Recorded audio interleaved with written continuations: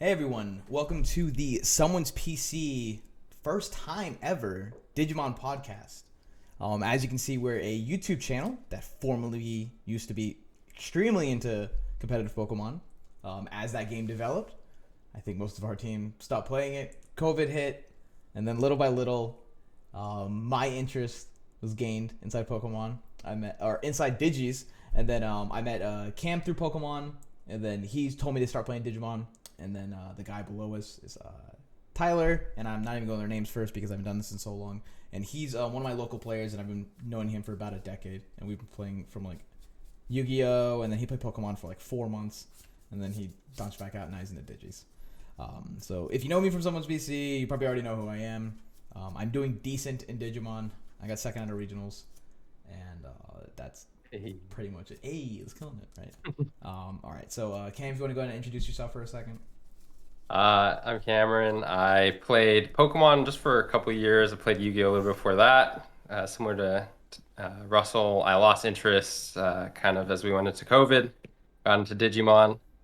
Been doing pretty well in the online circuit, but it's online. Can't wait for in person because I know online has the caveat of big time cheaters. So yeah. Yeah. All right. What do you usually play, Cam? I play yellow, man. I've been playing security control for like 4 formats straight. Same. We're those guys, and then now we're adapting to like a whole new world. All right. Yeah. Tyler. Yeah, what's up? I'm Tyler. I pretty much played Yu-Gi-Oh for like the earlier years of Yu-Gi-Oh, like around like Synchro format up until basically like Exceeds and everything. Earlier, you make me seem ancient. Talking about Yo, chill. synchros. Yeah, I mean, I played like early, but like I didn't. I was too young to like play for real. Like by the time I was playing Synchro format, I was like 12. So, That's fair. but yeah, and played Pokemon a little longer than 4 months, but like never really got too deep into that. Like I was just like more like for fun kind of thing, and Yeah. then been playing Digimon since beta, since like before set one. So I've been playing purple ever since the beginning of Digimon, just because purple's my favorite color, and I was like, damn, the aesthetic of all these cards look dope. And I'm just playing this. I Yeah. don't care how good it Might as is. well run it. I'm just gonna make it work every format until they stop printing them, I guess. Sweet, sweet. So, to get into it, I guess we'll just talk about nationals real quick, or most of what we want to do with the channel. I don't know why I'm all over the place. I'm not used to this. But pretty much we're gonna transform someone's PC into primarily Digimon content. Drew, who is still on someone's PC, and pretty much everyone that was on someone's PC is still there before, but none of us play Pokemon anymore, minus Drew. So if they want to do Pokemon content, we will randomly just throw up on the YouTube channel. We don't have the website anymore. I could bring it back up at any time, but I don't really see a benefit or any of us wanting to make any content for that. And I think the biggest drive for me to have fun with Digis is to not do articles because it took up so much time and it was a lot of effort. And it was great, and I loved everyone's support for it. But I think the way I would want to go about doing Digis is just doing pure video content. So it's going to be podcasts. I prefer to try and get like weekly stuff or at least a week of a big event. These being regionals, DigiFest, what have you, and eventually turn that into like deck profiles and whatever else we got going on. Typical YouTube, channel stuff.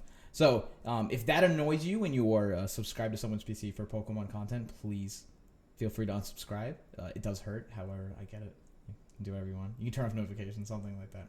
But moving forward here, the podcast we're going to talk about is going to be DigiFest for Dallas. And to get into it, I mean, I did mention we'll just talk about nationals real quick and how that went for us, even though it's kind of in the past. But Tyler, how was your nationals? How'd that go? Oh my nationals was dope. I didn't get to play because the invite that I got from the one store cup that I played in, the system kind of fucked it up, so it gave it to the second place person, someone I beat in like the second round, third round, and yeah, that was it. They got it, and kind of sucks, but it is what it is. Hopefully, I mean, this year I'll definitely have more time to be able to go and like do more in-person events and more stuff like that. It's just at the time online was never it for me. I was like, I did like a few of like the weekly events and some of Mario's, but you know, after playing in those for like a few weeks, I mean, anyone that's played online knows how it is. So yeah, it's just not it for me personally. Yeah. IRL events back, please, as soon as possible. Yeah. Yeah. All right, Cam, how's Nats, man? I didn't hit enough blue and red, dude. Yup. Agubond or Gabubond, I hit 0. And that's kind of what we were attacking our decks to beat. So, Yeah. I mean, I ended 5-2-2. I tied against Amir when I should have won because of a misplay, and that kind of just put me off of it. And that put me at my, like, because you had to go X2. That put me on my second loss, and then I just lost again after that. So. Yeah. It is what it is. Yeah, it's tough. It's like a lot tougher than Pokemon to top, I think, just because like you can usually only lose once, and I guess that's like twice if you want to be in the top 16. Yeah, agreed.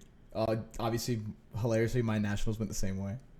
I saw purple round 1, took a big L because we both agreed we're just taking the L to purple, and then went on a huge run, tied a mirror match, which I should have won because of misplaying, and then tied again, knocked me out of contention, and lost my final round. So, like, I finished like 180 something. Like, such a long day. It was a grueling tournament. But I actually think this format is 9 times better than the format we played at Nationals. I feel a lot more in control. I feel like the game's a lot more balanced. I feel like my misplays punish me a lot harder. My opponent's well thought out game plans and execution. Feel like it benefits them more and then makes me suffer more for what they're going for. So to get into the discussion, I guess the new hype stuff on the market. I mean, it's just hybrids. It's just BT7's hype. It's so good in every single way. So we're gonna run through every single color, talk about decks, talk about how we think stuff is going, and how people perceive how decks are topping, and then all of our different playtesting, because I know we have a variety of playtesting here. So to start it off is Red Ancient Hybrid, because I don't believe there's another Red Hybrid other than that. So Tyler, how do you feel about Ancient Greymon and all his madness? I mean, it's basically just like, I don't know, it's just the new deck that just can take all your security while just not activating options. It's basically just how Jessamon felt last format, except they don't need Delicate Plan. I mean, they have the option to just line up over their hybrids over an Aldemon into Ancient Gray and just do 4 or 5 checks, no options, and then just burning Gray over their Takumi for game, or any other hybrid over their Tamer for game. I mean, it's just, yeah, I mean, it's rough. And also, I don't know, at first everyone was trying to do like, you know, like the cheese out like Ancient Greymon, but then I think people are starting to like change their ways now and get like a little bit more adaptive with how the deck can play. And I think it has like a lot more like ways to play it than people have thought. Yeah. I think searching's a bait. Everyone at first was playing way too many searchers. I think now it's like, if you are playing that deck, like, cut it and play some useful cards. Yeah. The like 10-15 games I got in with Vin's list. He's a local red player, and I just borrowed his deck, and I think he had like 12 Flame On. Yeah, he had full 4 count across the board, and over too much consistency in the deck, and all I saw every time I played a card was more Flame On. I would Digivolve and draw into another Flame On, and just keep losing from there. So, in terms of strength, top 3 for you, top 5, or not even? I think it's like just outside of that. Like, I think it's within like the top 5, but it's probably closer towards the bottom. I think it has consistency issues. Because, you know, with the amount of searches that everyone is playing now, I mean, if you do miss your pieces or miss your line, the deck isn't really doing all that much, other than maybe going into a Burning Gray to start popping like random Bokos or random other like memory block rookies that are just hanging out. But other than that, I mean, the deck doesn't really do all that much if it's just sitting there searching and not hitting, because then it's just like a really weak like Rookie Rush, or just playing a bunch of Tamers that aren't doing anything, like analogs and stuff. Yeah, absolutely. Cam, thoughts on Red? I don't have much experience with it, because when I try to buy the deck, everyone's trying to charge $300, $400 for the damn deck, and it's not, this deck is not viable really that far past BT7, so like, good luck. Like, if you're gonna buy this deck, to be honest. So I haven't played that much against it. I know what it does. It's kind of like Jessamon in a different form. I just think the problem with Red, and this kind of bleeds into Jessamon too, is like Red could count on like a good yellow matchup for like the last 6 formats, And I think the way, not to get too much into yellow, but I just don't think yellow is that bad of a matchup anymore. And red still struggles to blue. And so it's just in this awkward position in the meta where it can do cool stuff. It's just like some of the best decks in the format can handle it pretty well. Yeah. At least in theory, from what I can see, because I haven't played it. I think the biggest thing I've noticed while piloting it, as well as like testing against it and theorizing against it, I think it always being like that one attack off from lethal, or like going into Ancient Gray doing 4 checks, 3 checks, like multi-checking and giving me like in any deck right now, any hybrid deck, 3 tamers or 2 tamers that like I didn't have originally put on the board just makes me like swing momentum way too hard where they can't recover from. And I've always felt like that was not an issue in the past because we all just had to keep playing out of raising, right? So like if they control board state, swung in and then ended on a blaster, like it was pretty much GG. And now it's like nothing of the sort. And Yeah. I don't know. I think Atomic Inferno is carrying that deck on its back as well as any kind of red variant right now. I feel like if you don't draw one, if you don't hit it, you're not winning that game. And I as a player don't see myself trying to hit that particular option. I'd rather just hit Jet Sylphimon and like call it a day. But yeah. In particular, I haven't seen much tech for red. I don't think it's there. I think like red just builds the way it needs to build. And from what I've noticed, many people are on like 2 or 3 analog youth inside the red hybrid, and then 2 ties. And I think in this format dominated by hybrids, 2 tie isn't cutting it. At least when I was playing with Vin's particular list, I wanted 3 or 4 at all times, just because you get choked out.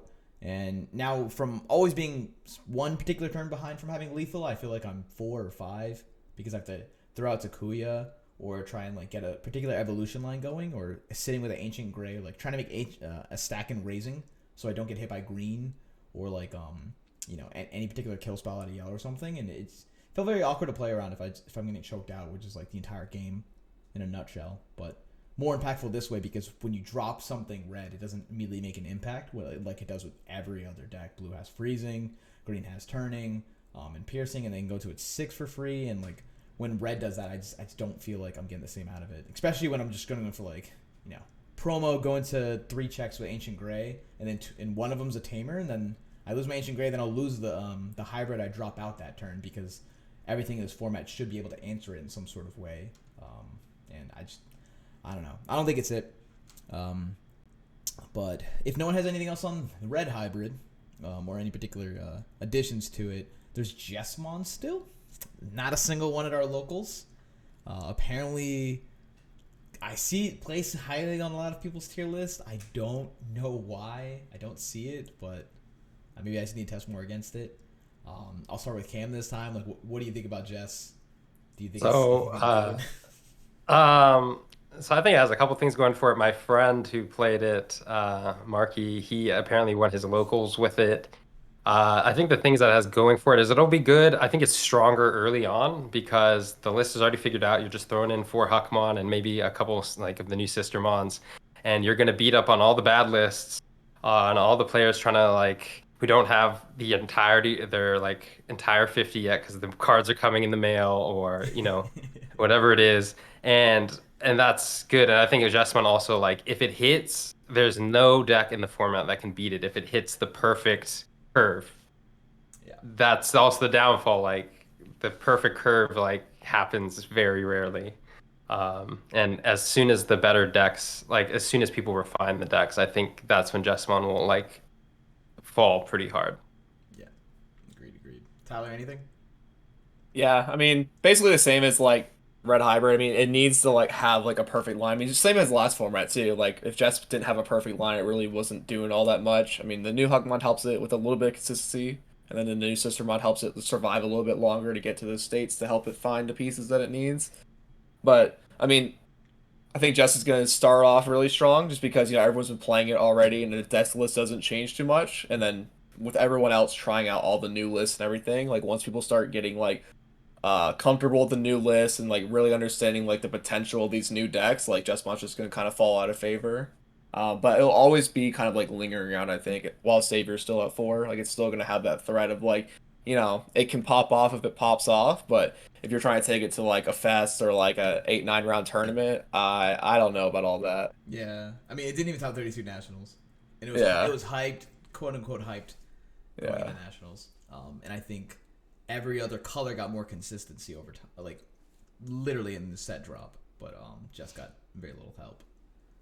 I think it's also like if you do well with it, it's like the same thing as Greninja in Pokemon. Like it's like if you do well with it, like you're automatically suspected of cheating. It's Yeah. just like the It's deck like is so freaky. It's Deoboromon too. Yeah. It's like, oh yeah, Uh, sus. and I think so. Any deck that also like not specifically to Jessamon, but any deck that's not a hybrid deck, I think the issue is for me is that if you don't get and be your memory tamer out early, and Jess is part of this, like Three Musketeers, any non-hybrid deck, like you are just at a disadvantage like the entire time because all these other hybrid decks are playing like a max count of their memory tamers, and they're gonna get it down early. And if you don't, you're just like playing there, like, damn, like I can't do anything. Yeah, and then almost every other color gets to operate off of like one, like off of 2 and then 1, like for their turn staying at 0 off their 4 and their 5, Yep. and then they go play to their 6, or like if you're green, you just Yep. break the rules, right, and swing it over. But just it, as crazy as it is, it seems like it's fair, but it's fair in its gameplay, but not in its mechanics. Like what it has available to it is broken, but like just trying to get to that is a little absurd. Yeah, it needs too much. Yeah. Okay. Moving on to blue, which is honestly the most hyped deck in my local area.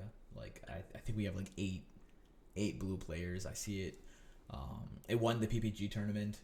I don't know if you guys both saw that list, but it was fairly straightforward. And I think it's just a combination of Tommy plus like a Rookie Rush style freezing plus swinging and kind of like ending games without ever seeing your 6, or even playing into your 6 is like that is kind of the niche thing that has going for it. TrueChampionSteven won the GFG locals this Monday using Neemon, and basically the deck was 12 level 4 hybrids and Neemon, and then maxing out on the Koji and the Tommies. So we play out a Neemon, free play an Inheritable Tamer, and then spam swinging with a level 4 right into a right over Tommy, freezing something, hoping it gets KO'd, and then replaying Tommy again. And just keep doing that over and over again. The few games I watched, it actually did put in work, and it didn't seem like a giant meme. But I don't believe that Neemon has value in any other color across the board, sub maybe purple, because it can recycle itself off of Koji and like just keep going from there. But at that point, you already get Koji back from your Rhino, so it seems like pretty useless to try and include it. So I mean, I guess give your opinion on blue, how much you like it, as well as like what megas would you play, or what megas have you tested against and actually been impressed with. So Tyler, we'll start with you. I mean, overall, like, there's not even like a lot of the lists that I'm seeing, and a lot of like that, like everyone's coming up with is kind of like moving a little bit more towards like kind of like that Neemon list, just more focused on like stopping at their 5s and just getting like a bunch of like champ advantage because they have so many level 4 hybrids they can take advantage of, and then being able to Beowulf to recycle it and just set up such like a quick like check state in the game while also being able to like stop any of your progression with their tamers and their freezing effects. I mean, I've seen like a couple of lists that have been able to get success out of the Magnas, and they're playing they're playing Tommy, and they're playing Kochi with the Neemons because they have extra like just so they have max consistency to be able to always be able to play a tamer off their Neemon and then be able to recycle it that way, and get like some value out of the Magna like mid to late. But yeah, I mean the deck's really strong, and I remember like all the hype went to red like before the set drop. Everyone's like, "Oh, red's it!" Like all the ancient Yeah. like Greymon stuff went up so much. Everyone's like, "Oh, this is the deck." Ice Wall's at 1. Say goodbye to blue, and I'm like, "You all are crazy," because all the other stuff they're getting freezes you so much more. Like just because they don't have MDF and Ice Wall, like the deck is still like amazing, and it's still just solidly consistent because even when it's missing its pieces, it still has the tools to stop you from winning while also being able to progress their board state, even if they don't have like optimal hands or optimal like setups. Yeah, So yeah. The bear over the level 4 bear that freezes something when it comes out. yeah, I don't know his exact name. I just call him Big Bear. Morikaku? Yeah. yeah, Hmm. Bear going over another bear is just disrespectful. Like it is such a good play and so sweet to look at, but like, man, it hurts. I was like, all right, that play's already gone. Like we go for turn, they go to another one. I was like, oh wait, you can't do that, can you? These hybrids are nuts, right? And I think yeah. that's Then I can like, just yeah, that's what I've taken away from most of the time in our testing and like just kind of like theorizing more. I was like, oh, but like, what are the odds you hit another one, or like, you know, or how can you then go into another like tamer? You can burn your tamer, and I was like, oh man, these double plays are they're very very intricate. And I think it makes for a lot more like complex gameplay as well as interaction. So my misplay is like I was like, oh, that's not gonna happen, and then you know you do it anyway. I'm like, oh wow, all right, I'm dumb. This is solid. Cam, how about you? What megas and how do you feel about blue? To be honest, I actually like. I think the deck is good. I don't really like really many of the megas, to be honest. I've kind of felt underwhelmed, especially when I've start to like ran high counts. I feel like I'm cutting counts of megas Mm-hmm. because I think just the tamers, rookie slash champions are just like so powerful. And I think when you start to play too hard at the megas, like that's when the deck kind of gets worse. The only I've tested Gabu Bond hybrids. I think it's okay. I just feel like I'd rather play Gabu Bond or hybrids, like Mm-hmm. not Not together. together. I'd rather Too just many play, working yeah, pieces. That's what I felt like when I was playing yeah. local streams. I played Hex and Zulong. um, a Zulong. Mm. I think those are interesting. I don't know how good they are against like all matchups, but they're interesting, and maybe you just like side a couple. And then the uh, ancient Garuru just gets clapped by Kari. To be Yeah. quite honest, Yeah. to be Yeah. quite honest. And then I think that's the issue also with Gabu Bond, like the multiple swings, and you're just like, oh, actually, I don't get another swing. Yeah. Yeah. You're like, okay, and we're done here. Uh, I'll play a hybrid from my hand. Um. and then I haven't tried. Sorry, No, no, the you're good. You're Magna, good. the hybrid. I haven't tried that one, but just like looking at the ability, like it seems kind of underwhelming. Like it feels kind of like niche, like some of the other Mega abilities. Like it might be good in some matchups, but I don't Um. know if it's It kind of amazing. it is just because sometimes when you're Sora and Joe locking them, how do I say? It feels like a bailout. It feels like when you have nothing else to like try and make off your board, then it's like Koji into the Magna, and then the Magna can make plays from there to like save you because you don't have a freeze for the turn, um, or something big to swing over their 6 if you can't freeze it, or like swing into their 6.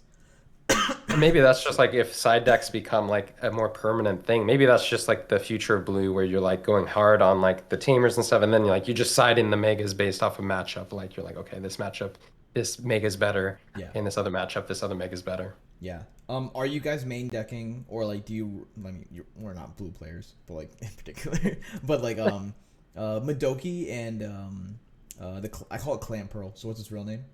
I don't know the name, but that's a good name for Siaku? it. I think. Oh, Siakumon or something? yeah, Oh yeah, yeah, Siakuma, yeah, Siakumon. Okay, yeah, Siakumo, yeah. So call it Clam Pearl. like bro. Like you guys are maining it, right? Like in your list if you could, or would you like side one and then and play the other? I mean, since I run for Gazi in my list, I always want that like memory negation.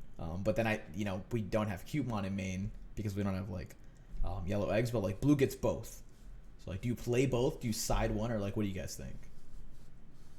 Yeah, I think it's just an easy like 2-2 to start at like the bare minimum, and then you're probably citing the rest of them. I don't like when it comes to like especially like the memory tamers. I think have a lot more value out of this format because like every deck is finding every way it can to fit Pokemon in, Mm-hmm. just to get like the insane value out of just like progressing your board over your tamers and just being able to just go so far with just like a single tamer. So being able to like shut that off has been like super key from what I've been experiencing from playing. So like Terriers and Gazis, like those decks being able to just consistently keep them down and like try to like slow down other decks that way.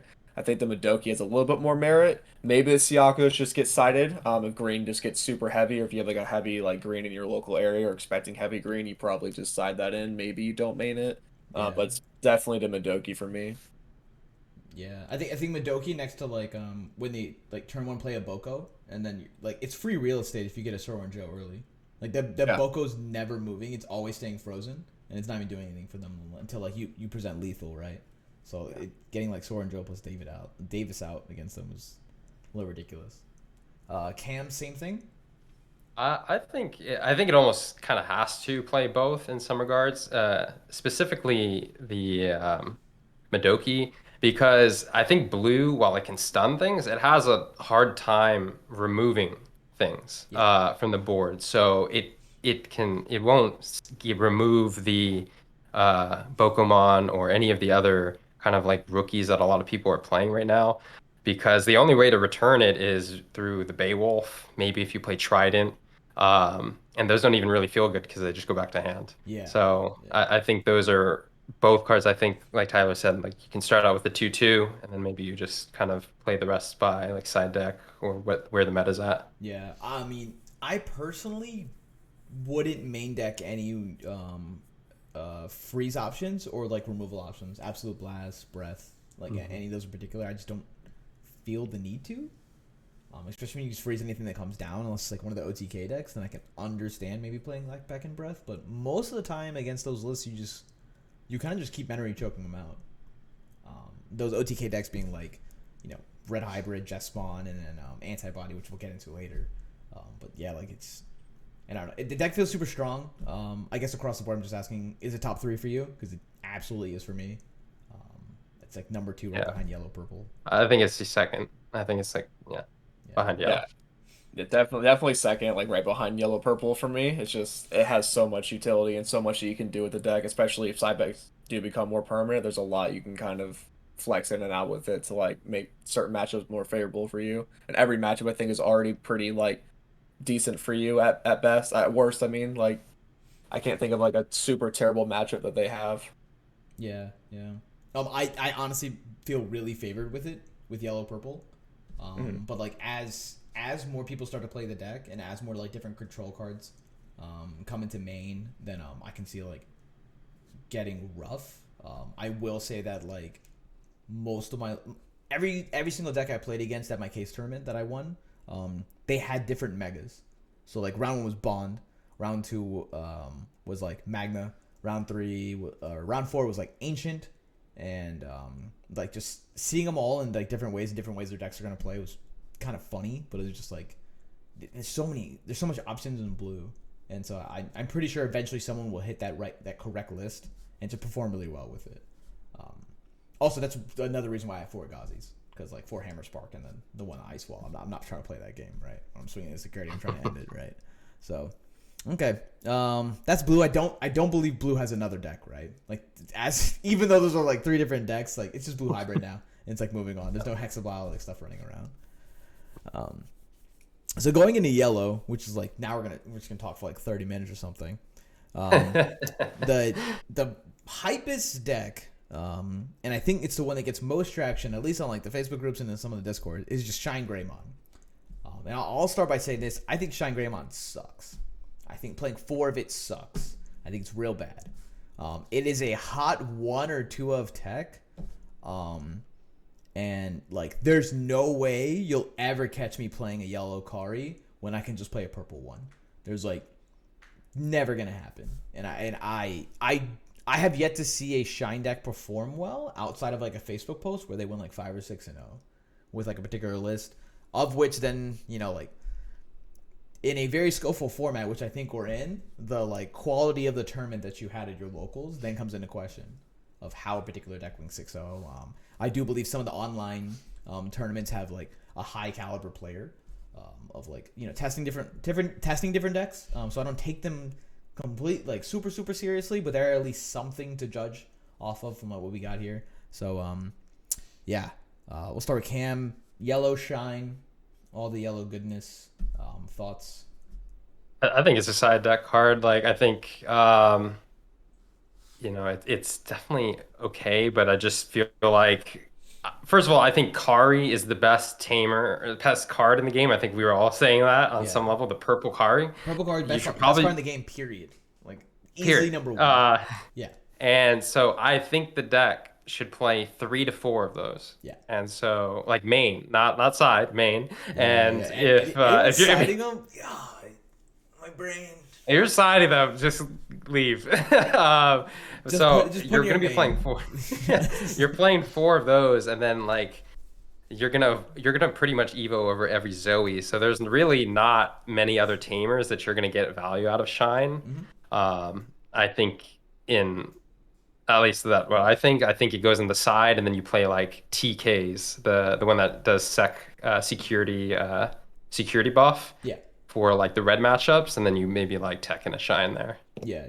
I've done something similar with my list, but the strength of the deck through Jet Sylphie, Zoe consistency, and TK is just absolutely absurd.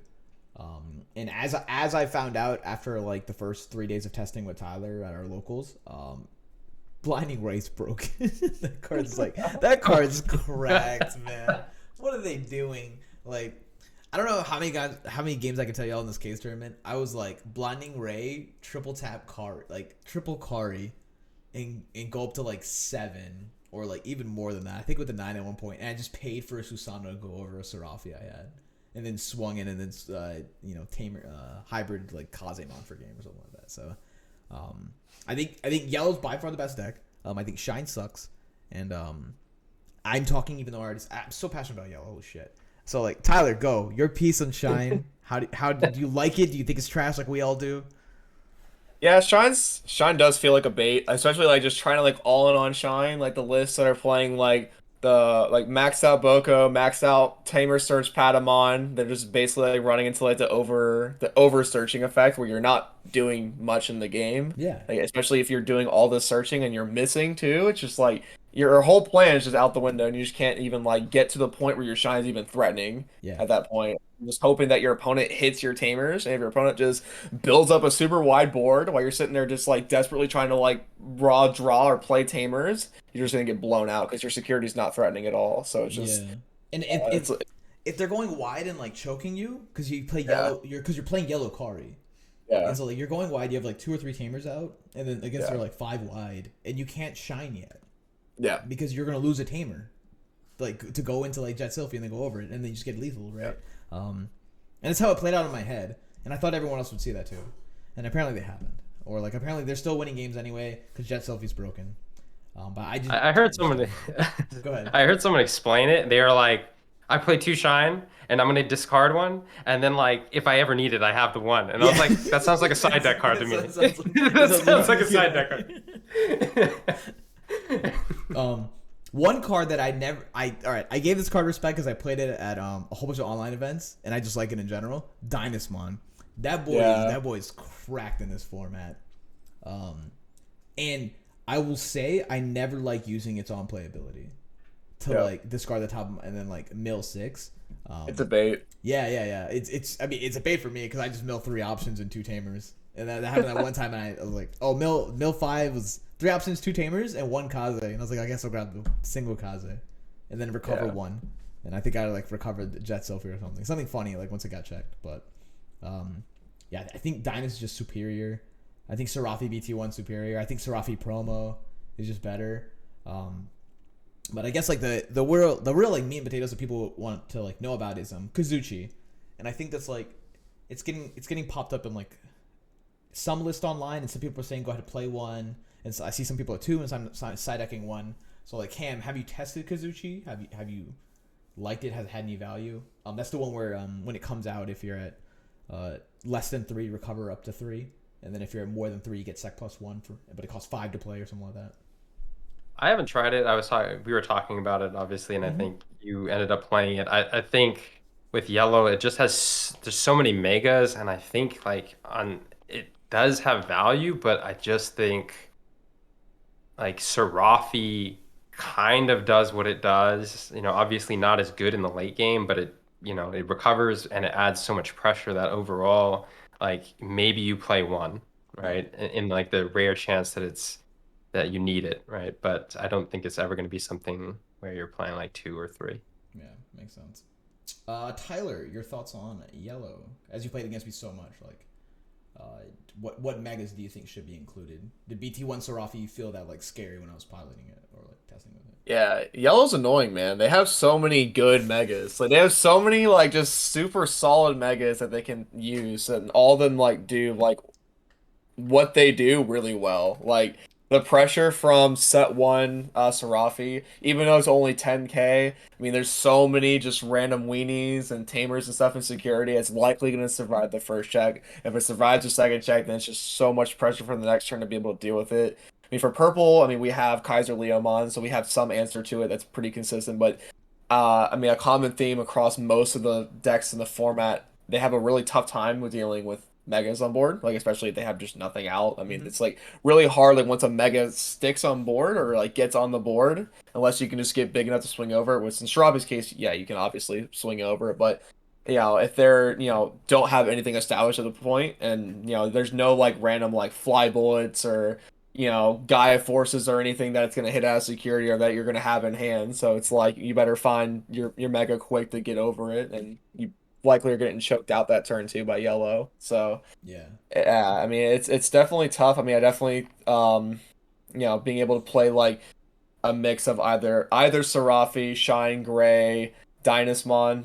Yeah. Dynasmon alone can Get, just win you matchups. Like if you you're gotta going pick against up like all Loop. winners and like Yeah, you're going against like Loop or other like fast decks that just like try to check like multiple weenies. Like you're facing down a Dynast and like 2 to 3 Karis, like you're just gonna have a bad time. Like there's just like there's not a lot of decks that can like really have like an optimal way to kind of like deal with that kind of pressure. And then even Dynast in that point, it's not like, oh, I'm gonna sit here and I'm just gonna like swing with my other stuff because I don't want this to die. It's like you can swing with the Dynast. It's already hard enough for people to kill the Dynast with it being 12k natural. yeah. Like nothing really gets like that big, so you can also like apply pressure by swinging with it, especially if you go over like a yellow rise or something and you're doing like multiple checks. Yeah. The thing with like we were talking about blue, where like blue is really strong, and then all the megas feel like subpar. Like yellow is like no, everything feels good. Even shine gray, even though we're crapping on it, it's like it's still solid like as a mega, and the rest of the deck can carry shine to victories. And yeah, Dynas I think it's an auto include because even if you still like we said blue's second, even if it stuns it, like they don't really have any way to get rid of Yeah, it. yeah. They're looking at it the rest of the game. And then they're like, yeah, true. I think like the deck out value that it provides, like against like Loop in particular. So I played against the Loop in top 8 is like going into game 2. I just never saw level 4 and lost. We go into game 3, and I got like a double Dynasmon, and he's pretty much at the board. He's like, I'll never be able to win, right? I'm like, nah, like. Whenever you swing, I'm just gonna recover once, and the next time you poke again, I'm gonna recover again, and then you still have to deal with 4 purple options, Wyvern's Breath, and random Susanos are gonna get stuck in there.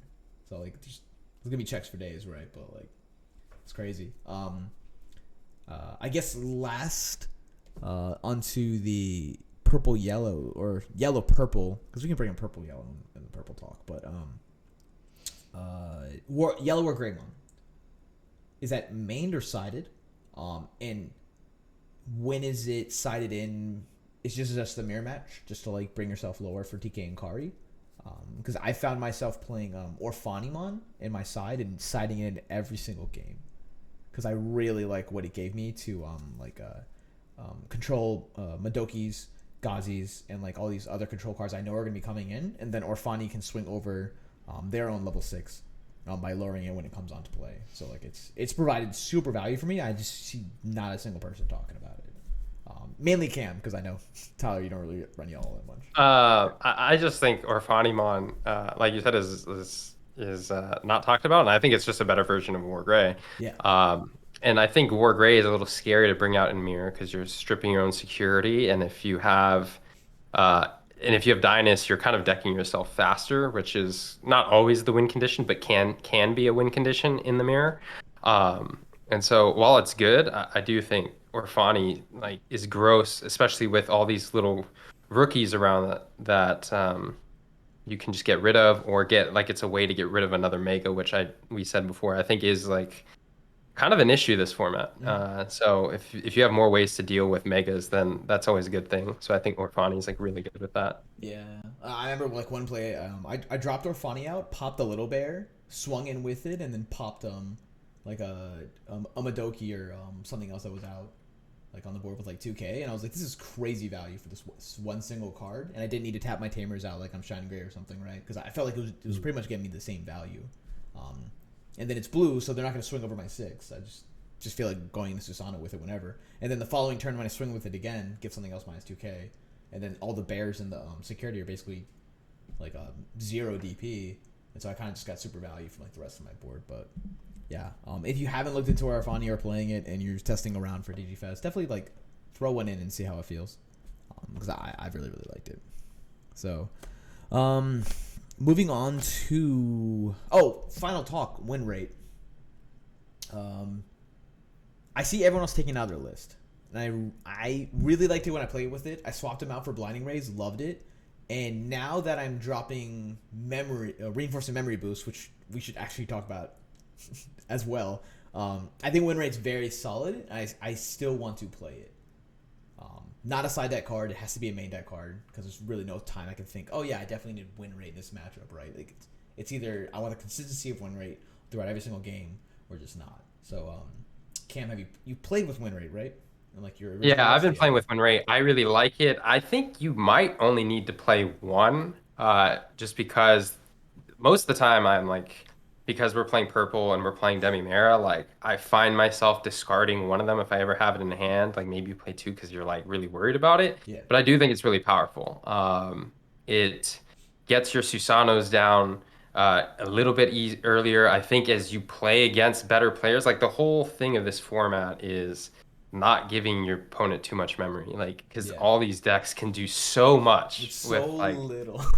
yeah, with so little. They just take the like 3 memory you gave them and then they just destroy you. Yeah. So like I do think that it does add value, because you can potentially with a blinding and that like get into plays pretty quickly. And I do think while blinding is kind of the same thing, like win rate has the added benefit of like spinning itself to your hand from security. Yeah, and I think everyone's always thinking 6 and a 7 with win rate, and I can only imagine how many times I was like, oh, win rate, and go into my like promo Sarafi, and then they're like, oh wow, and I was like, yeah, value swing, and then like it, like hit a 6 in security, and then I recovered again. And I was like, look at you go, Sarafi, this is crazy, and then they didn't have memory tamer out, so then the following turn I just like, I think I threw down, like a Zoe and choked him at 1 or choked him at like 2, and I was like, thank you, win rate, I appreciate your time and like effort into the deck. But yeah, Tyler playing against the win rate and Blinding Ray, did it seem like, obviously Blinding Ray felt like more of an impact, or like knowing that I didn't have win rate in some of our lists, did it just feel better just from like on a personal Yeah, I mean, without the win rate, like knowing that it wasn't in there, I'm like, okay, like these key moments or these key turns, like I know like the momentum can swing if I don't put out like a Gazi or don't put out like any like memory like rookie out. So it's like, oh, I know I could stop like the Blinding Ray plays with this. And win rate, I'm like, I can't stop this. I don't have anything in there. There's no stopping it. It's just coming down. But my only problem with win rate from playing that deck this short time I did play, it was like sometimes you just don't have like the card in hand, the discard, like the Digimon in hand. It can get a little awkward at times, but for the most part, I mean, if you're just playing like the one win rate or not relying on the win rate because you have like the Blinding Ray as an option, or like the Blinding Ray Kari plays, then I can see the application for both for sure. Yeah, it sounds pretty solid. All right, so finishing up yellow, reinforcing memory boost was at 4, now it's at 1. I'm currently at 0. I will say this has been the most underwhelming card of the format for me inside yellow, as well as it's been the best card the side deck, because I mained it and I was like, all right, this card sucks. Every time I play, it's coming out. It's my main target to remove, and I'm only happy when someone swings into it with their Elic or something, like they want to die, like they want it to go and get trashed, Demi-Mirror or something, and they swing into memory boost, and I'm like, oh sweet, we're chilling, right? But I don't know, it just I don't feel like paying for 6 for anything unless I'm playing the Schwarz, the purple option, to like Regeki their whole board away, right? And I think like that's where it feels bad. I never can find a moment when I'm like, this is a reinforcing memory boost turn without my hand already being trash, or me like stomping the game so hard it didn't really matter what I did to pass over the turn, because they're gonna lose. Cam, thoughts on reinforcing? I think it's just the same thing we were saying. Like you give too much memory for an effect that you might get later. I think the most value it's given to me is when I play it. I'm like, okay, my hand's dead. I'm just actually trying to find a draw Yeah, because my hand's dead. But it really like I think outside of that, it's blinding is just better, right? yeah, Blinding's OP. yeah. Broken. Uh, I guess we can transition this into purple unless Cam, you had anything else to add. The one thing I want to say about yellow first is I think the biggest thing it has going for it, other than all of like the abilities that it has, like the recovery stuff, I think it has the easiest time removing or neutralizing other level threes, and like popping them. What Schwarz, the TK Kari, like tapping it to potentially like minus 2K Mm-hmm. on something. The Orfani, the Alekmon purple, because purple you should probably be playing some count of Alekmon. Mm-hmm. It can just get rid of those things so easily where all those cards are hindering most other decks, and some decks like have a way to counter it, but just yellow, purple's like, nah, get that shit out of here. Yeah, at any point. And then when they swing and press you with the hybrids and they swing into the purple option in security, like you pretty much just tell them, like, yeah, go next game, bro. Because like, Yeah. believe it or not, that Boko was gonna hurt me, but now it's not anymore. I didn't have my Gazi yet, but now the game's over. Yeah, yeah. So, we were gonna talk about green next. I have it on my list, but like we're already talking about yellow, purple. So let's talk about purple, yellow. And that's be like mainly Tyler's forte. So, Cherubi is pretty much hyped up ever since Huang Zero posted on his YouTube channel, I believe, and he posted the original like template list. And there's a couple different versions of it running around, but like, what are you enjoying the most from yellow eggs, and which yellow rookies in particular do you like playing like alongside it? Yeah, so for the yellow eggs, I also wanted to touch on the boost part too, because I did play the reinforced boost because I was playing the yellow eggs. So I'm Yeah. like, let me just like give this a shot and see how it is. And yeah, that is not it. I No. also took it So out. bad. So it's like, other than like maybe turn one, but even when you do that, it's just like it's just way too much memory to give over to not be a kill spell, and you don't get like too much out of it. But Yeah. as far as like the yellow eggs go, like Salamon is my by far like my favorite rookie to have in there. Like I know everyone wants to cap out on the bushy and just have like the big pinata pop and all the bushies come out and usually OTK someone with Yeah, like four yeah. bushies and all the like hybrids over your tamers and whatever. But yeah, no, like it's I like the fact that every deck is just so fast and it's like putting so much pressure on you so early, this being able to reliably like have an option or a way to get yourself to that mid game point to where Truby really does shine. Once you have multiple purple tamers established, once you have your Bokos and everything online, and you're able to consistently get up to a Cherubi in 1 turn without passing over to your opponent and being able to also control their board. Like yellow has good options of being able to deal with like the memory rookies and Bokos and other rookies are just kind of lying around like being really annoying. Purple also is probably right there with yellow, being able to consistently deal with those rookies in the forms of Shrubies and Death Claws and purple Lekmons and other ways like that. So being able to get to the point where you can go into like a strong Shrubie play, pop the multiple Bokos that are there, pop the Gazis, the Terriers, and also being able to pop just random lingering hybrids that they weren't able to draw their fives, if there's just random like level 4 hybrids like laying around, being able to like clear that board, swing tempo into your favor, and then start pressuring a Cherubi, and then being able to call from a Darkness or Darkness Claw your Cherubi away to get all your rookies back out and get value out of that. Boko has low key been really awesome to get out of a Cherubi too, since it gets any level That's 3. actually like the most terrifying play you've had against me. Cause like So like once you like you call it and then you grab a whole bunch of tamers back or something. I don't remember. But then you're like double Boko and you just like scry your top 10. And I was like, Yeah. this is There's been- ridiculous. Like There's been multiple times where like I would like Cherubi into like popping it for like a Death Claw or calling for the Darkness to grab back like either like the 6-drop option to clear board at the end of my turn, or grab back like other like hybrids, and then the Bokos will search for more hybrids, and then I would just go over the tamers I already have established to like progress on the board and maybe even drop another Tribute at the end of the turn, especially against yellow, so I don't leave myself open to like the 6-drop option and be able to continuously pressure and cycle back out. Also playing the Lucemon in the list too is really helpful, being able to get that on play like immediate recovery so you don't have to rely on the Sala. I think the important thing is playing multiple copies of Death Claws and Call from the Darkness to be able to have a reliable way to get your on deletion effects to go off is super key.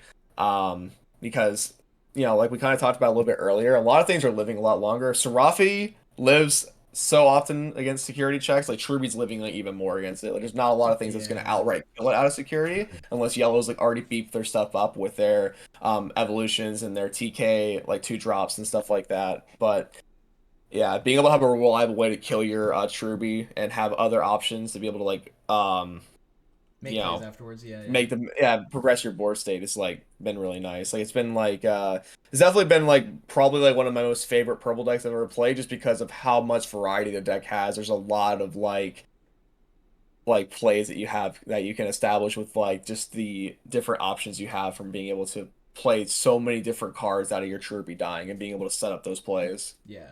I think the biggest gripe that I've seen people go against it or talk about in particular was that they think it's a little too slow to like ramp up. And I know you didn't have like a really good case tournament performance, but you were playing the fall down mode as well as the 8-drop option at the time with the list. So, like, do you think that still deserves to be included, or like like it's definitely just not? Trying to fit like the new Lucemon fall down mode and the Dead or Alives in there made it way too clunky, like way too inconsistent. There's many times where I would have like the Lucemon, but I didn't have a way to discard it with the yellow eggs because the only way you're discarding is with the Koichis on play.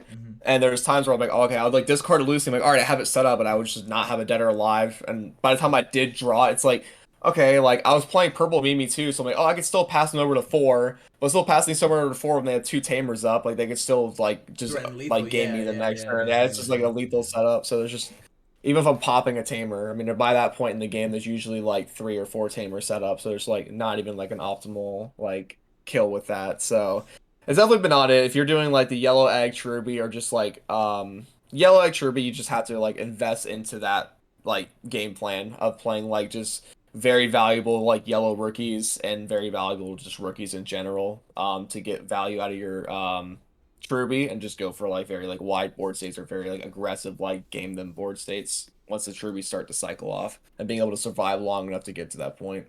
If you want to play Lucy, you just gotta play just pure purple with Dead or Alives, and then playing subpar deck at that point. And in that case, you're just trying to high roll like that. Like anytime that I was like running wave games, there, it's like I would like discard Lucy like mad early, and then they would hit a Dead or Alive out of security because you're just basically capping out on that. And then if you do get that off, and you like Anubis into a Lucy or like Anubis into a Boko, not Boko. Well, I guess a Boko, but whatever. You could. There's a lot of options with that, but that deck was like way more like high roll to like get there compared to like, and also like the deck didn't have like that much recovery outside of like getting yourself to 10 trash in this format like reliably to be able to like do like purple shenanigans that they've been doing in the past is so much harder, especially like you're not. Your reliable way now is like purple's like everyone's really hyping up like the Eismon combo, and the combo's good when you draw it. Like if you draw like the scatter modes into multiple Eismons, you're able to like establish that board. But a lot of times the scatter modes just aren't dying out of security, and it's like do you really want to like waste like a 1-drop kill yourself option to like just guarantee this to go off, and your opponent can easily just play like kill your scatter mode, and if you play Eismons, like I'm just gonna like wipe your board with like a Cherubi or a 6-drop purple option or whatever the case may be, so they don't really stick that way. It's just it's been tough for that like build of the deck. I mean, if you're gonna play Eismon, you're just gonna play Loop. It's just you're gonna try to Cam, after Tyler's long-winded rant, do you have anything to add in particular? Because I know you've tested against Cherubi a lot. And I mean, honestly, it's been kicking your ass from what you're telling me. So, like, it's good, right? Top 3, top 5, or whatever it was? It's top 3. I think the yellow, as Tyler said, it just allows it to get to that mid to late game with all the recovery. And that's kind of the one weakness it had. And if there's anything I can add is play one of Mastimon at least. because I think that card's really good, and I think that if it's dumb, but and I know it's not going to come like down to this specifically, but I do think like yellow and purple, like yellow purple versus purple yellow, Mm-hmm. that's going to be so confusing to say. Is like it might come down to like who has more Karis on board. Yeah, no, It's no, to be yeah, yeah. That's honest. exactly what's going on with us in testing. Is because we'll have a game where like Tyler open up double Kari, and I'm like, like, oh, this is one of these games. And like, I'm not going to rush him down. You know, like my first stack literally has to go into BT1 Serafi, or else like it's not happening. And then that's happened a lot in a swing first check Cherubi, and I was like, this game's over. I'm gonna lose. Like it was rough, but yeah. Again, probably another reason why we think Kari is the best card in the game. Yeah. As well as like every other matchup, they're trying their hardest, and Kari's just not letting them. Like it just regulates every 2 seconds. So the next deck, the next purple list to talk about would be Three Musketeers, and I know this is Cam. You tested the mess out of this, so like, what were your results? Is it good? Is it worth us playing the Avenged Kidmon in our side deck to auto win the deck, or like No. Okay. No. I mean, I do think Three Musketeers has some good matchups, but into like a wide meta, I think it just takes too many bad matchups. Yeah. So like maybe if you're yellow, maybe you want to play it just because yellow gives the deck enough time to kind of get into its combos, where against some of the other matchups, it kind of has to high roll into that. Mm-hmm. I think the biggest thing, and Tyler said this earlier, I think the biggest thing for the deck, because you're playing Eismon now, is one, you need to get into Eismon, and two, you need it to die. And that doesn't happen as much as you would like, even at 4K. Yeah. And I think that is going to be the ultimate downfall of the deck, is just it won't die quick enough. And even playing Deathclaw, it just doesn't feel good enough Yeah. to get it there. Yeah. Eismon has swung into many a TK and Zoe's for me, and I just kind of sit there and laugh at it. And I'm like, this is great. This is great. So anything else on purple, or like purple yellow? I'm pretty sure purple yellow, Loop, and Three Musketeers are the three main decks. I don't believe Loop has. It's changed because it has the Eismon scatter mode, but it's pretty much the same thing. Like get your Loop going, play win rate now, and then just try from there, right? So Yeah. I think Lilith is broken. It's just like it's so far in the past. Not like everyone loves the shiny new thing. Like I wouldn't expect to play many of them. Yes. Like good players who like the deck might destroy you with it, but I just wouldn't expect many. Yeah. It won Mario's tournament this week. And one of my friends who got third, playing a yellow purple list, or purple eggs yellow deck, my deck, whatever. He said that the guy was like drawing extremely well as like it was just a well built deck. And looking at it online, I was like, oh yeah, it's just consistency across the board. So definitely test for it and understand what the purple cards do. There's quite a lot of interactions where I kind of like picked up the card and go, really, you get that from that? And if you haven't tested against the Loop, I would give it another chance. If you're thinking about playing Three Musketeers, just put it down and then play Loop. Yeah, or pick up Blue. Yeah. Okay, so while we're talking about high roll and like all the mass that comes from purple, we're now moving on to green. And green in particular was Christmas, the red eggs with all the green parts and all the stuff inside of it. I saw a bunch of players playing it this week in Guy Force Gaming. And a couple of other like online events. I know it's got a lot of hype ever since Long Zero. Once again, this man's putting out crazy amount of content, influencing everyone. Anytime that guy makes a video, that deck is hype, dude. Yeah. Which is good because like the Cherubi deck clearly has value, right? And Christmas, I get it, I see it, but dang, I'm just disappointed. It just seems so not. Luxaki's a bad word. But like it is incredibly. If Atomic Inferno carries the deck on its back more than it does Red Hybrid, because like I just don't see the pressure being applied from like from the green side when they have to like throw out a flame or something else, or like is it a flame? The one that like scries the top and then grab a hybrid and then like a red tamer too. Pretty sure the three. It's an old school Flamemon. Yeah. So I don't see that deck finishing games. I see it getting like really, really close and then being one turn off. Similar to what I see from Red Hybrid. Is they get super, super close, but they don't have lethal, and they usually don't hit lethal. But then once someone swings and they hit like an Atomic Inferno, the game's over. And that's pretty much what I've witnessed. It's like Boko's crazy. They get like the green out, then they get like a little bit of red, and then the Atomic Inferno, and then it's cracked. But until they hit like the perfect Christmas combo and Santa's coming to play, like it's not it. I think Cam, you were the first one to tell me about Christmas and testing with it, or like, were you talking about green hybrid, like just green hybrid in particular? I don't know. I've been playing. I haven't played against straight green. I've played against Christmas. I do like. While Atomic Inferno does carry the deck, like Atomic Inferno is kind of a scary card. Yeah, I know. Like I think green it's very powerful. I think though the problem might be that good players can play around it and bad players might lose to it. Walk right into it. Or it's like, oh, I can swing with my rookie. Oh, it survived. Well, you probably shouldn't have swung with it. Or in that matchup, you probably shouldn't have just put down the rookie. The rookie should not be on the board. Just don't play the rookie because you know it's going to get turned sideways by whatever the champion is. So I think that might be what the Hercules guy, or like Metal Kabu.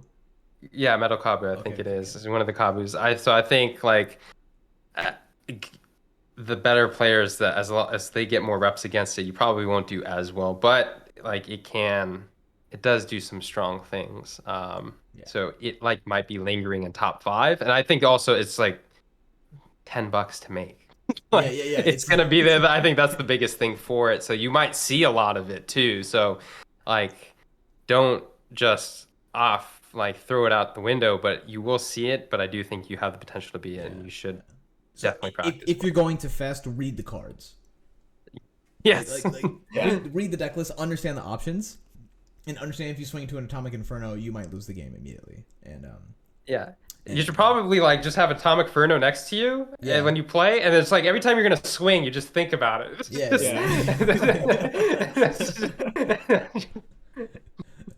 Tyler, Christmas, anything special? I know one of our local players, Nick, is piloting it, and he says he's always one turn off whenever he's playing with it. It's pretty much the same observations from I saw from online streams and stuff. So, what do you think about Christmas? Yeah, I mean, it's a cool little deck, but it's kind of got the same thing. It's like just barely not strong enough. I mean, to be able to like close out games consistently in that way. I mean, it does have a lot of power, and if someone just randomly swings into like an Atomic Inferno, you can definitely like run away with the game in that point. But most of the times, I think it has like just kind of like it's just a little bit too weak as of a deck. But I do like what it does. I do like the applications that it brings, and maybe another list may come along in the future that does kind of like just get it over that line. I think it's just like right there at the cusp of like being like a super solid, consistent deck. Yeah. Cool. So I guess going into my opinion, a superior green deck, which is just plain solid pure green hybrid, that is in my top 5 100%. And I don't know if you guys agreed or have played against it much. I watched it perform well in a couple of games. I saw TrueChampionSteven beat like 4 in a row during his run with the Neemon Blue Madness, and I always thought like, dang, that deck looks like it has like a little bit to offer.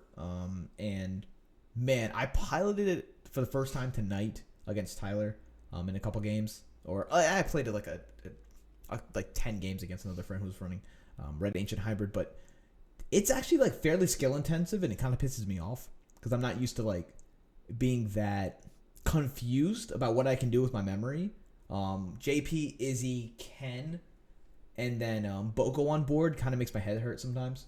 Because, like, you read the card and it says 3, but like, you can actually go for 2, like 2 less, and it goes for 1, but then you're like, oh, wait, I can, like, laser at the same time and then tap my Izzy. Sometimes I get confused with like what's going on with that. And I didn't know that the 6-drop, when it deleted something, and you trash the top of their security, it's any hybrid. It's not itself. It's so like if another hybrid's doing something else, because like let's say you swing with him or like you're doing whatever, like he doesn't have to be the one to take the KO to trash something. I did not know that before, and I think that's like it's pretty super solid, especially if I need to like swing over with my 4 over a rookie, and then I can pierce with this guy later on for like to make some intricate plays. But the deck seems very, very interesting, and I'm debating between 4 lasers or 3 because I feel like I always need a laser in my hand to make big plays against level 6s that come out. So Tyler, how do you feel about Green Hybrid after we ran like 2 hours of it tonight?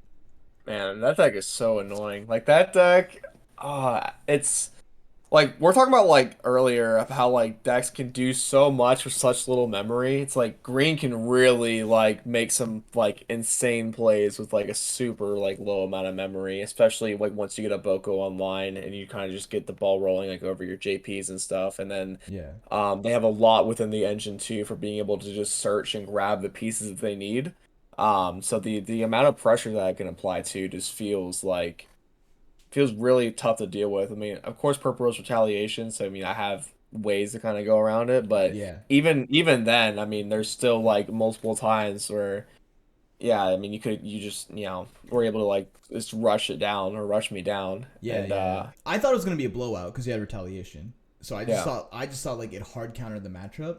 But the more games we got in, and the more like got like a stronger sample, it was like if my yeah, Boko stays and you were yeah, forced to like make a Boko play earlier or bring up a rookie, swung with the mhm, bushy, and then it hit into a JP, the games kind of yeah, just end.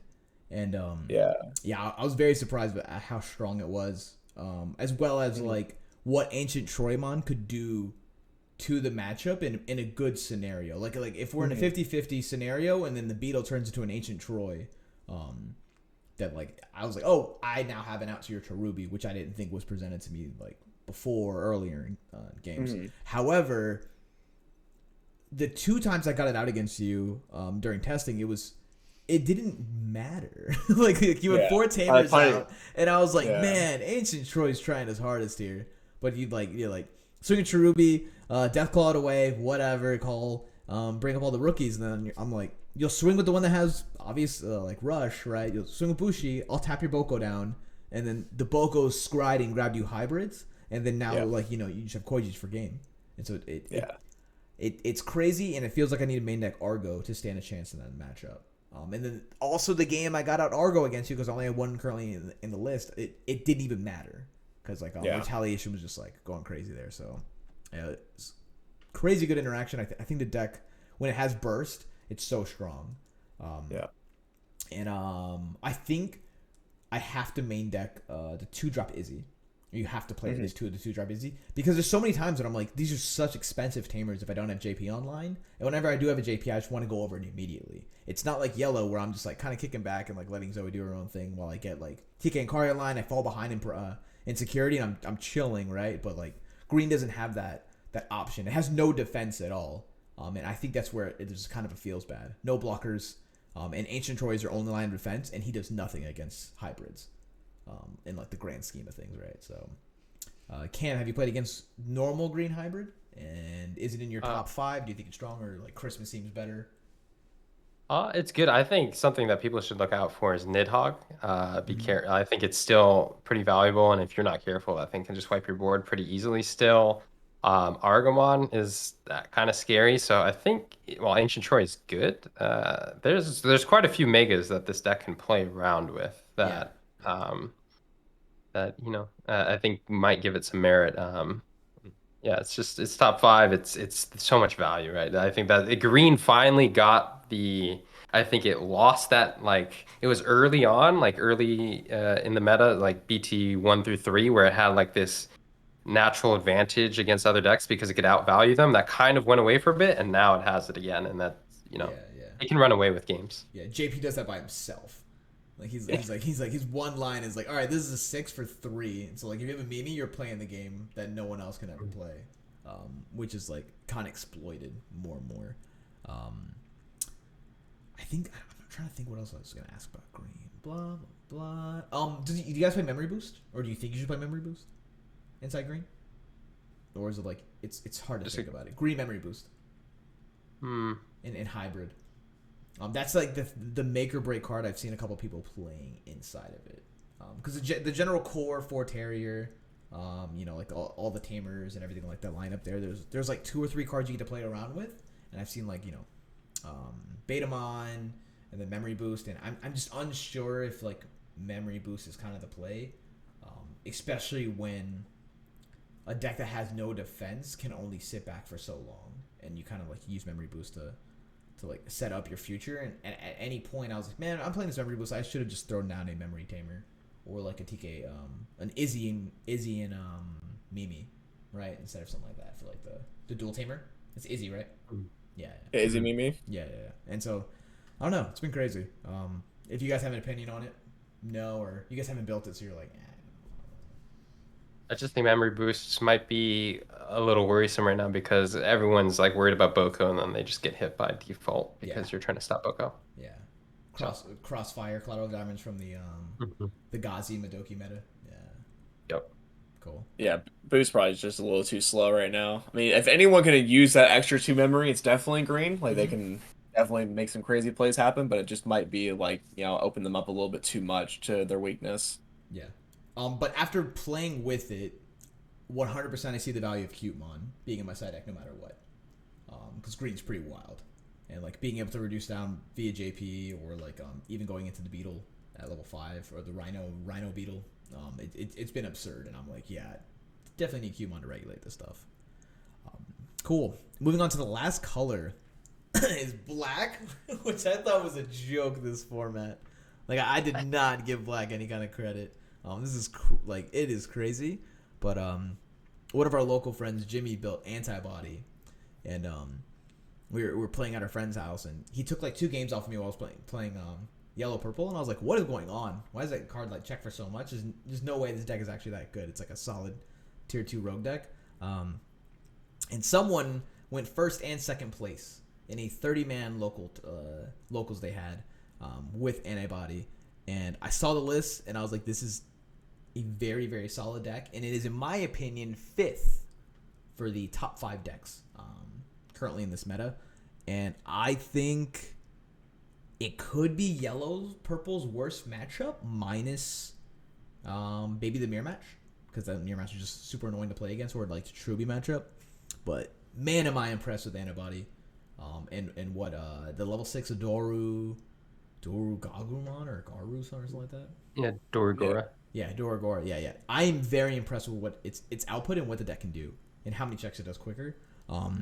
And in my opinion, if you're a Jessamon player, and you're only a Jessamon player because you like swinging once and like clearing a full stack, or if you're doing the same thing with Ancient Grey, test out playing Antibody. Too bad you'll have to pay $300 because like every card in that stack is going to get amazing in BT9, and so you're kind of paying for what's going to cost them right now. And man, this deck's super, super solid. So I know, Cam, you haven't played against it yet, and so Tyler, from your observations of playing, watching Jimmy play or playing against them, what are your thoughts on it? Yeah, the deck's super impressive. I mean, outside of like green, I'd say like this deck too is like one that caught me super off guard, and I was not expecting it to be as good as it was. So it's definitely it's to the point where like I think like the deck is strong enough to where the deck gets played more. I need to adjust my sideboard around it. Yeah. That's how powerful I think the deck is. Like it's something that can definitely shape up and mix up the meta, because it's different. It's not trying to play a bunch of tamers and abuse Boko. It's your traditional like build up big dude and raising, come out and then fuck you up. So it's it's like it's a little different than what the meta's trying to do. So if other decks are trying to get to the point where it sets up, if X Antibody can find its pieces and get set up and be able to just make this super huge stack that just has gain memory on this, like draw this, like do like 3-4 checks, especially being able to utilize Black Sunrisemon promo and Black Zubagon Punch. Like you can, and also utilizing like those lists that got top 2, utilizing the Chaosmon too. So you do like your 4 to 5 checks, you're like 20k, so you're never dying to anything. And then you could just Black Chaosmon over it, or and then just pierce over like a potential threat that's just lingering on board, whether it be like someone like Jet Sylphie Jew or whatever, and it's just out there. You just do that to take care of that, pierce the rest of their checks, and then you have like a game-ending board on just waiting for the next turn. Especially if you just tech like a couple of like the hybrids to go over your random tamer that you're likely gonna have. So yeah. I would say in the matchup, it's made me want to like.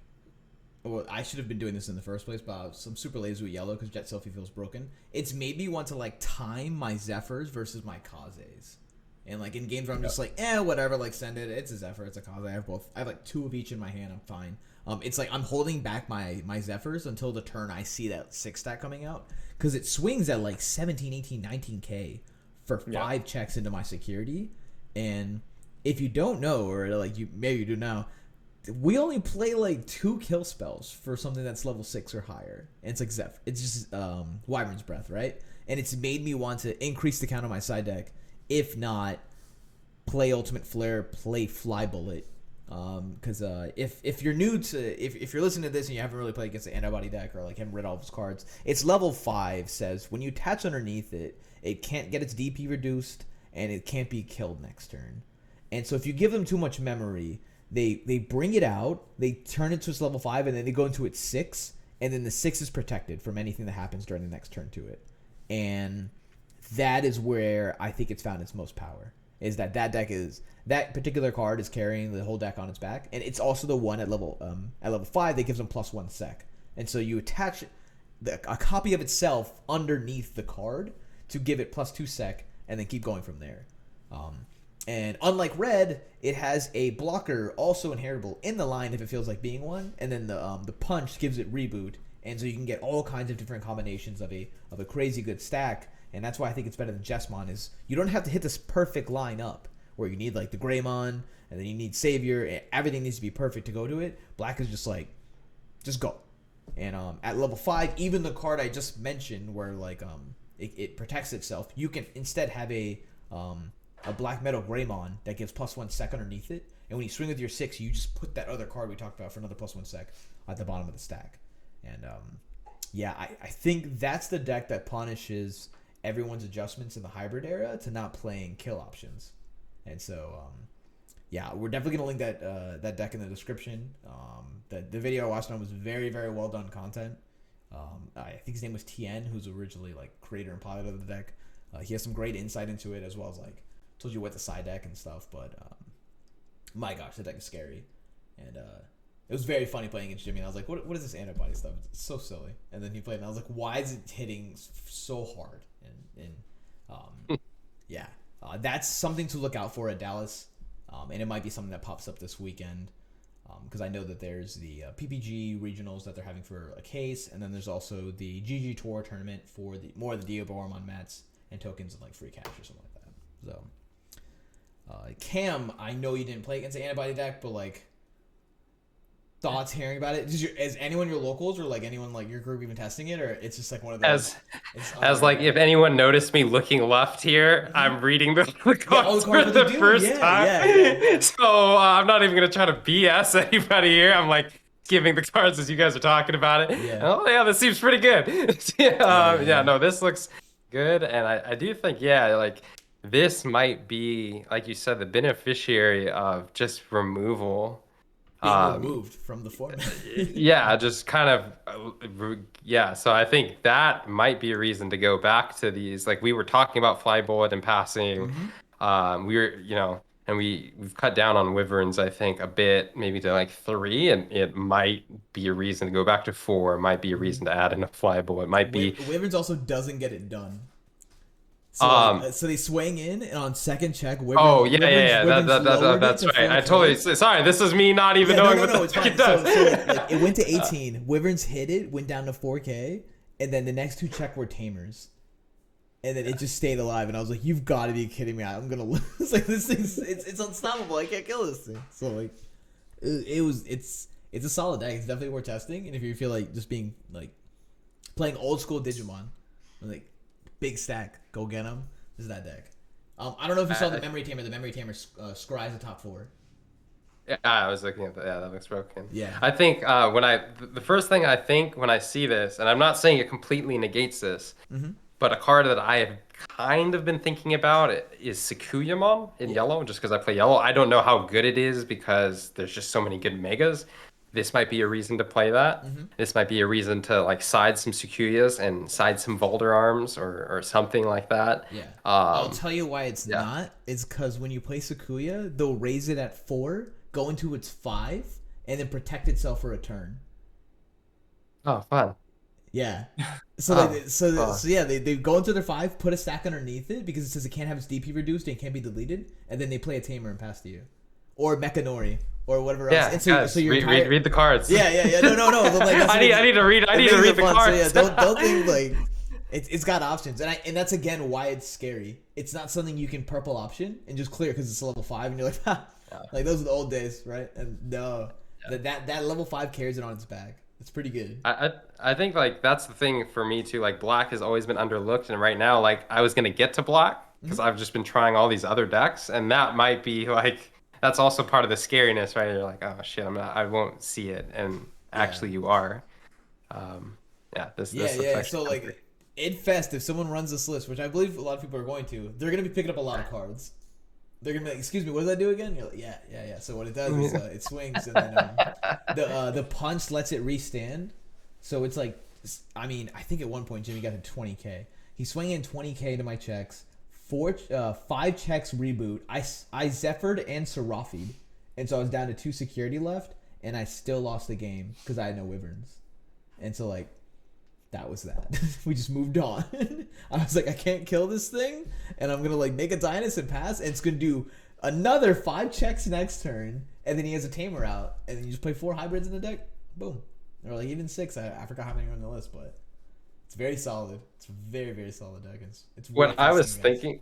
Yeah. What I was thinking is like a lot of these non-hybrid decks. So like we kind of went on a roll of hybrid decks there in the middle, like blue, yellow, green, purple. I guess red. We don't. I think red is kind of like the worst out of all of them. Yeah. Those 4 decks, I've thought like it's going to be hard for a non-hybrid deck to really break into this meta, or many, because I think all 4 of those hybrid decks do very different things. Yeah.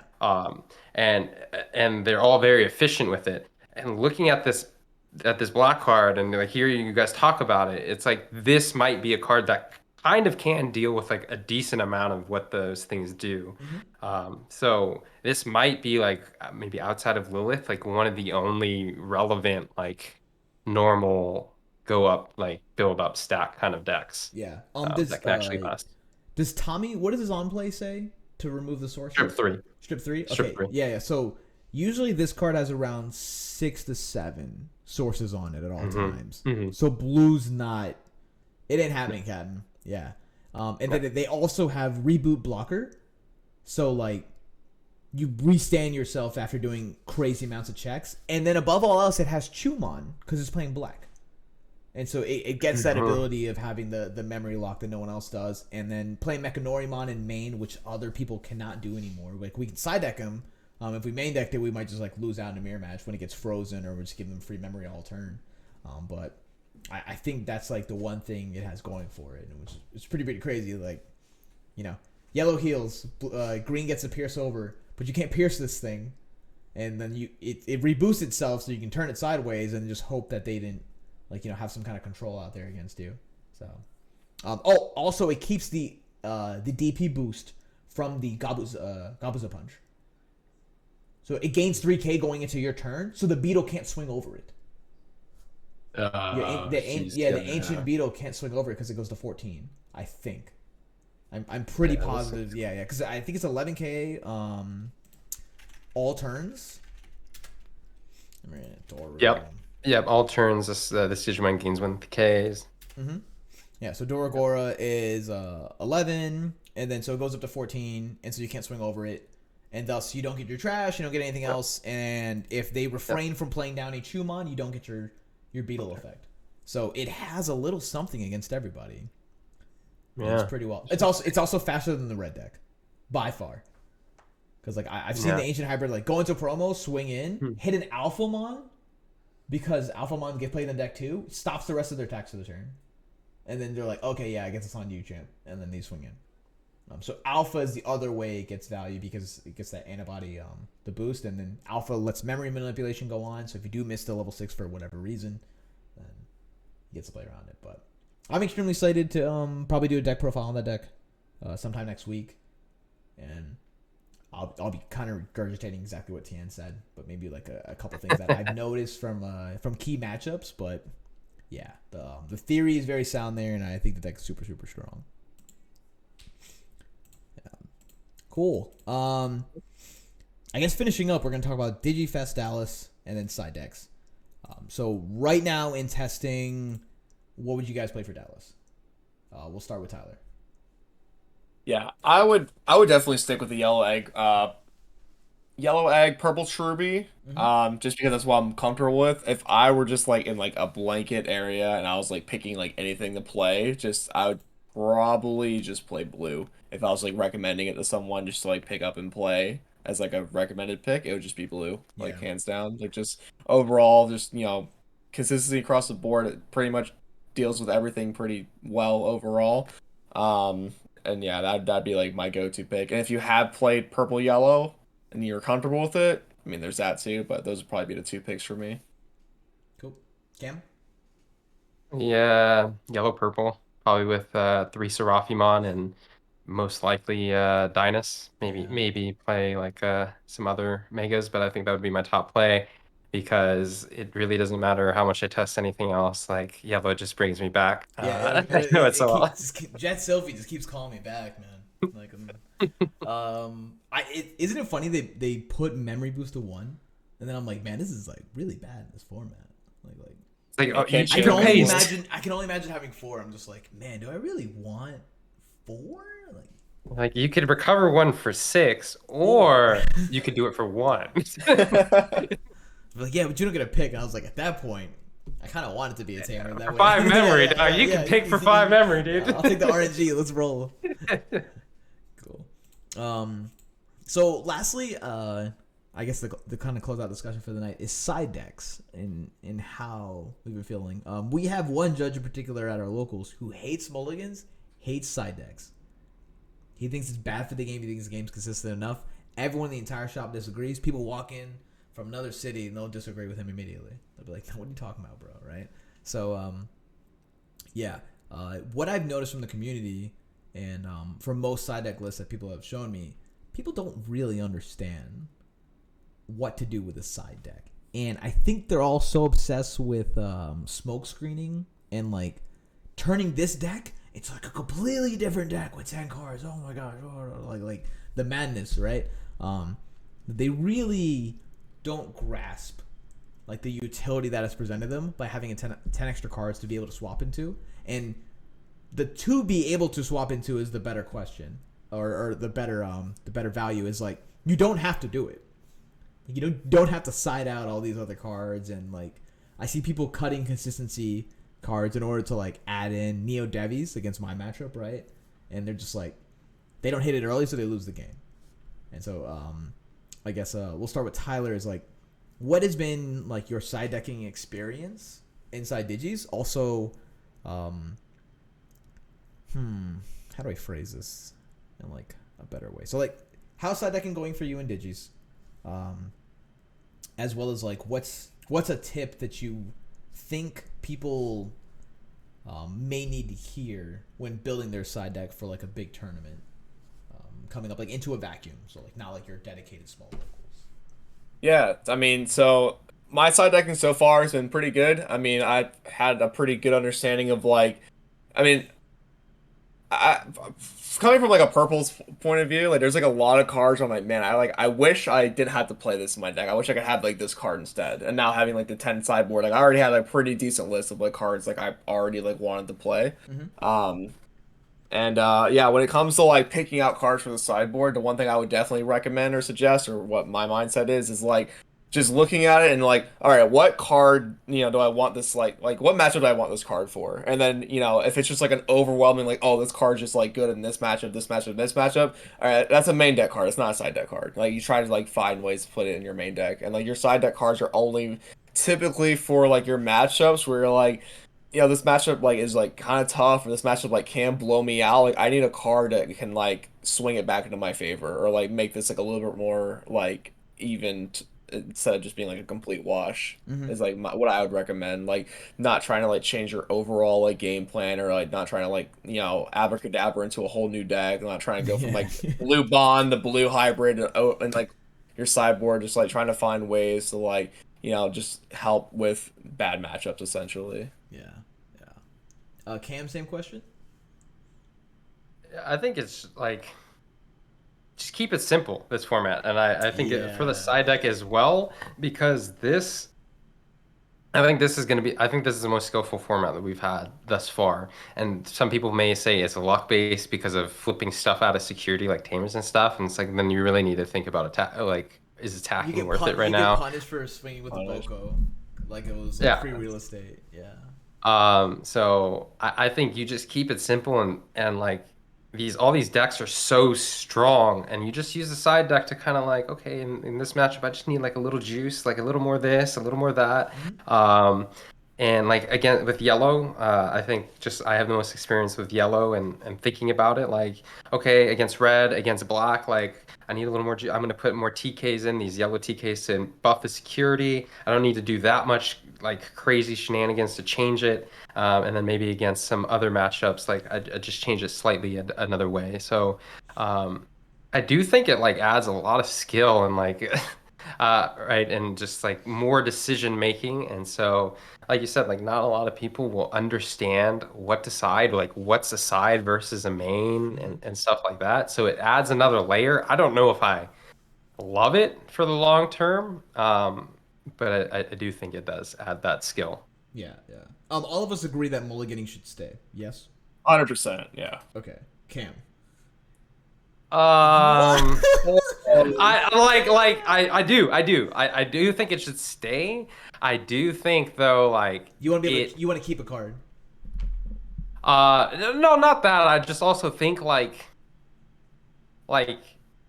just be a better dog builder. like there's like not to be I get what you're yeah, saying. not to be like a complete like ass about it, but like Sure. you could just like also build your deck better and like not brick. Or you could learn how to play out of your bricks. Like the best player, Chung Man, like who won Nats and who's won a bunch of regionals. I'm pretty sure he's got some crappy hands and he's just like I know how to play out of it. Yeah, I just deal with it. I'll sword Joe. Okay, But like I do think it like makes there are much fewer games where it's like, oh well, fucking I lost. So I do think it makes it more fair in the long term. Do you think that adds to what you said earlier about it being more skillful format, or you're just talking about like completely differently? So like in my eyes, like the fact that we do get to side deck and mulligan allows player like the skill gap to be more prevalent, or like I wouldn't say skill expression because there's like not much going on, but like the consistency mechanics of us playing those like TCGs where like you have this inherent RNG based system going on with it. Like you get more samples of opening hands, you brick less, and because you're a better player, if you're not bricking, then you can take a mediocre hand that was once like the trash hand you put on the bottom. Oh gosh, it's through my mouse. Trash hand you put on the bottom, and then the new like mediocre hand that you just drew, you get to play with it. And then that the card you sent to the bottom, so now you have to like play accordingly to that. I don't know. I think it helps make the game more consistent. And it doesn't take away from the opponent. I think that's my biggest thing. Right? So like in the side deck, there is a discussion where like, well, if someone builds it some way and they don't know the entire card pool, they should still have an equal opportunity shot against its opponent or whatever. Like if you want to remove like the competitive nature outside of tournaments and like card games and stuff, but mulliganing doesn't hurt your opponent anyway. It primarily just helps you, and it's a situation where if you took the same match you're having now and played another round, then like you now have the same quality of game, just like with maybe a higher chance. You can also mulligan a decent hand and get absolute trash, which I've done a couple times. It's mad funny, but like, yeah, I don't know. I think it should be here to stay. I think it's perfect. Side decking, whatever we can discuss. I think side decking can go. I really don't mind it, but I think mulliganing is just it allows good players to make better decisions about their deck and what's going on with it. Cool. I do agree with the deck building argument you had there with it of like if you are testing and you're mulliganing every hand, you probably need to like change your ratios around a little bit or something Yeah, too. you Like gotta get the ratios you should right. be mulliganing all the time. Like that's also like an argument too. Yeah. And I could see side decks leaving because they slow down a tournament. And like, I think that's my biggest worry about them. yeah, like we were already going Being to a time control enough player, and we being a control player. And I saw someone make a post about that. One of my homies, Justin, he posted in the Digimon group. He's like, I'm scared to pilot yellow because I think I'm gonna go to time. And I'll keep it a buck. I don't think Zel Sophia slows the game down, man.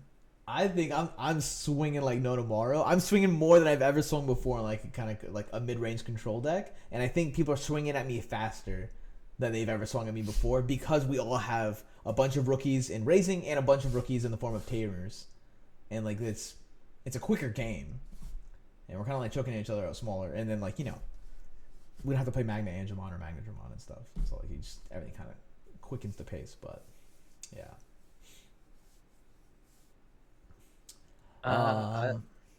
Long awkward pause. Like where to go with this? Yeah. Okay, so that's side decking, mulliganing. We already said like what we're doing for Dallas. I guess the next part would be like, what are you guys gonna test this week, and what kind of techs have you been like messing around with in your particular decks? So we'll start with Tyler first. Yeah, so I actually just recently, since that case tournament, like switched off like taking out like all like the Lucemon Chaos modes and the Dead or Alives and everything, so going like the pure like all in the yellow egg Tribulus. So just gonna continue messing around with that. Just keep like probably like just doing like the cute mons in the main deck. Just test that out. That's mainly it. Just maybe trying to like flex in some like kill spells in there, seeing if that like helps out with anything or not. See if that's like has like any applications. Yeah, this is more that's so mainly like next week when we do the podcast again, right before Miami. It's like, oh, how testing go Right. this week, or like did that work out or Yeah. anything in particular? I want to run a couple more reps against Jimmy's list, since he just Yeah, copy and pasted same. Tian's list and like kind of Yep. see what comes out from that. Cam, what are you testing? What text do you want to play? Like what colors are you trying to play around with outside of purple yellow? I want to learn what black does clearly. So I need to try that out. I want to try, as boring as this sounds, because I know I'm playing yellow play. I want to try straight yellow. I want to see how Mastemon and potentially like a Bushi with Cupies and just kind of being like we're already like I think you and I are on the same page where we try to play a very aggressive yellow, even though it's like control-y. And I think this might Mid-range be. control, even though I'm Yeah. swinging for game on turn 5 because I drew Uh, 4 Bushis, so I'm like, let's go. So I think like maybe going like Seraphi's and like mass days with Bushis or stuff like that. I think I might try that and just to see if it helps in like maybe it has the advantage in mirror where you have just more ways to like strip and attack and kind of end the game maybe a little bit quicker. So I think those are the two things that I'm going to be looking at. Though I'm a little bit wary because Kari and Elekmon are so strong Yeah. that maybe yellow it just might not be good enough. But I still want to try. I've noticed that the sit back and chill in the mirror match is not the play. Mhm. So like they're like, oh, wait till you get to like a blinding ray and now you're online and now your TK and car is online versus his not, or like they're not, right? I've never liked that. I've never like supported that idea. And I know a lot of people have been talking about like, oh, use TK, lower your own memory, like put yourself online for like your TK and Karis. And whenever someone did that against me, I'm like, oh, time for the hard punish. Here's 3 swings next turn. And like go ahead and recover back up with your Jet Sylphian to like your own Seraphi. You'll be at 3 to like my 7, right? Or like my 6. And even if I'm giving you the 2 memory that turn, you have to keep drawing into your pieces. I think it's just yellow's so consistent. Everyone always thinks we have all pieces at every single moment. We have the Zephyr right into the Jet, and like it's always gonna happen. And there's numerous times when I'm like, this isn't here yet because for some reason Zoe didn't find it in my security, or my turn 1 Zoe took the only hybrid I had in there, and like I saw like not much stuff to grab, so my next play was like a TK instead of a Zoe, and like it's they kind of tug and pull there, but I'll say for me, I want to test more with green. I want to test more with blue. I honestly feel like I have purple yellow down to kind of a T, and I'm like I had you to bounce off ideas off of, as well as like a couple of other friends potting the list, and they will pretty much come back and be like, I tested this level 6, it's garbage. And I was like, I believe you're testing, cool. And then, some arguments I won't take, like when someone's like, oh, I wouldn't play less than like 3 Shine Greymon, and I'm like, all right, we're just talking about different decks then, I guess. Like I don't know what you're talking about. I don't know how you see it, because I've seen multiple posts where people are like, yeah, Shine Greymon's kind of underwhelming. Still went 5-0 though. Jet Sylvie's broken. Like I just sat there and like pinged him out all game. So, yeah, testing that, getting those builds secured, and then I'm hoping that the output of Miami is exactly what I want it to be. So that way I can, the output of Dallas is exactly what I want to be. So when we go to Miami, I feel like I have a better understanding of how the format is going to be. So Dallas, the more consistent deck's going to win, and then in Miami, consistency plus teching side deck, as well as like maybe you swing a matchup in your favor based off of what you saw in Dallas, is going to be like the key to finding success. Cool. All right, guys. Does anyone have anything else? Any other input? Where can everyone find you? If you guys even use Twitter all that much, or like all your socials, like I'm pretty sure we're all just like Facebook's users here. But yeah. Yeah, pretty much just Facebook. Yeah. Okay. Thanks, everybody. Check me out on YouTube. Check out Shenoy TCG. I'll put on some videos there. I'll put some videos here. But yeah, that's it. That's it. You can also follow me on Twitch at someone's PC _ Purple Heracross. Or am I just Purple Heracross? I don't remember. I have 2 accounts for Twitch. You're just Purple Heracross. All right, yeah, just Purple Heracross. I'll be playing in some online events. I might be playing this Saturday in the GG Tour one. But if it runs late, then I might just drop out early. I don't really know. Either way, this should be up sometime tomorrow or right now for you guys, which is Friday. And please leave a comment, your thoughts.